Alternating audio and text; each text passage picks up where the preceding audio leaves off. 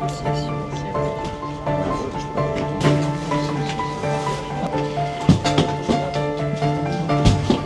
bravo. Efficace, hein. Donc effectivement, ce projet est né au mois de mars 2022 où la région et le centre hospitalier universitaire de Bordeaux nous ont proposé d'accueillir une nouvelle promotion dans un institut, enfin en réalité un institut de soins infirmiers.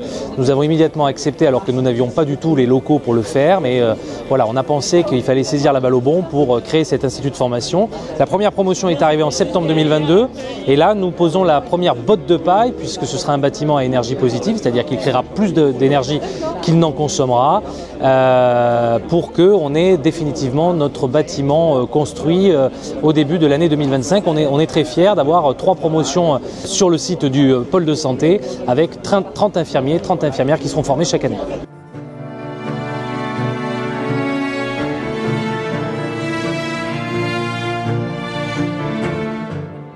Bonjour, je suis Yves Guillou, je suis ingénieur travaux sur le centre hospitalier d'Arcachon et on a lancé ce projet d'école d'infirmière, donc un peu atypique, dans le but d'avoir un bâtiment à énergie positive et avoir surtout du bâtiment avec des matériaux biosourcés. Donc on a commencé, on fait une rencontre assez intéressante avec l'architecte. Au départ, on était vraiment sur un projet qui était un peu indépendant sur une école d'infirmière et ça a été un challenge avec l'architecte de façon à voir jusqu'où on pouvait aller en termes d'utilisation de matériaux biosourcés. Il est arrivé donc avec un projet à base de paille, avec de l'isolant paille, ce qui a une inertie qui est très intéressante et qui permet de concevoir un bâtiment sans avoir rapport à la climatisation artificielle. Et derrière, une fois qu'on est parti là-dessus, une fois qu'on a ce type de bâtiment, on réfléchit aux matériaux qu'on va mettre à l'intérieur. Et derrière, c'est un challenge permanent.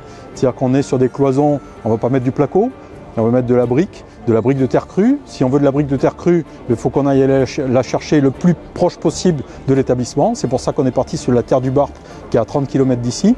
On ne peut pas mettre du sol en PVC, on ne peut pas mettre des menuiseries extérieures en PVC non plus.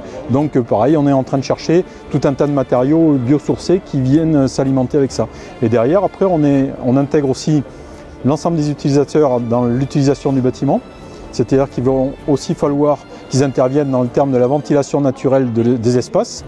Et derrière, on va aussi aller chercher une végétalisation autour qui est un peu aussi atypique. On met des nichoirs à oiseaux intégrés dans les façades.